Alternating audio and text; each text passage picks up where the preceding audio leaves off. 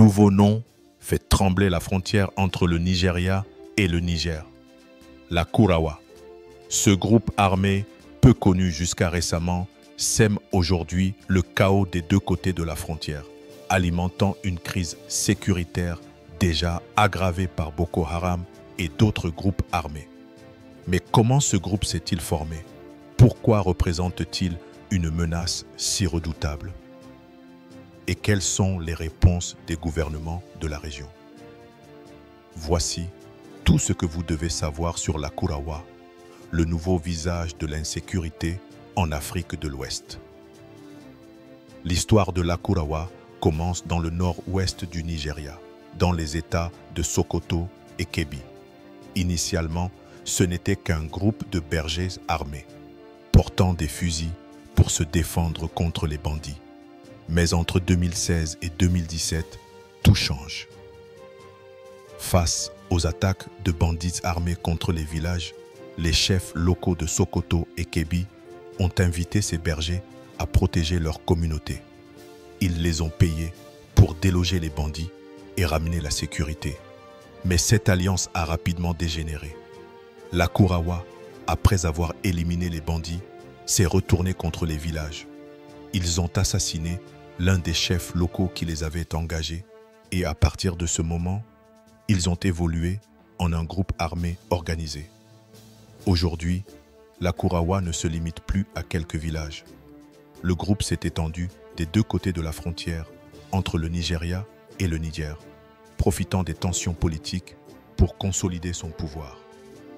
Depuis le coup d'État au Niger en juillet 2023, les relations entre Abuja et Niamey se sont fortement détériorées.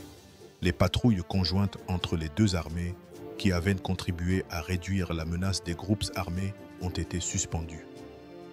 Ce vide sécuritaire a permis à la Kourawa de se regrouper, de recruter et d'étendre son influence dans les zones frontalières. La Kourawa contrôle plusieurs territoires où ils imposent des taxes, appliquent leur version de la charia et distribuent des aides pour gagner la sympathie des populations locales. Ils offrent de l'argent, des outils agricoles et même des pompes à eau pour séduire les habitants démunis. Mais qui sont ces combattants? Selon les autorités nigérianes, la Kourawa est composée de jeunes hommes âgés de 18 à 50 ans. Beaucoup parlent le Fulfulde, le Haoussa et l'arabe, ce qui montre qu'ils recrutent au-delà des frontières. Certains de leurs membres seraient liés à des groupes armés du Mali, comme le Jenim et l'État islamique dans le Grand Sahara. Cela renforce les inquiétudes quant à leur potentiel de déstabilisation dans toute la région. L'armée nigériane a identifié plusieurs dirigeants de la Kourawa, parmi lesquels Abu Khadija, Abdurrahman Idi et Ousmane Shehu. Ces noms apparaissent sur une liste de suspects recherchés. Les attaques de la Kourawa ont eu des conséquences dévastatrices pour les populations locales. Des villages entiers sont soumis à leurs règles et ceux qui refusent de coopérer sont violemment punis. Le 9 novembre 2024, le groupe a attaqué la communauté de Mera dans l'état de Kebbi, tuant 15 personnes. Il prélève des taxes sur le bétail et menace les villageois qui refusent de payer. Ces extorsions sont devenues un mode de survie pour la Kourawa. Face à cette menace croissante, l'armée nigériane a intensifié ses opérations. En novembre 2024, des frappes aériennes et des offensives terrestres ont visé les camps de la Kourawa dans les États de Sokoto et Kebbi. Cependant, ces efforts ne sont pas sans erreur. En décembre 2024, une frappe aérienne a tué par accident 10 civils après une explosion secondaire dans un village fréquenté par la Kourawa.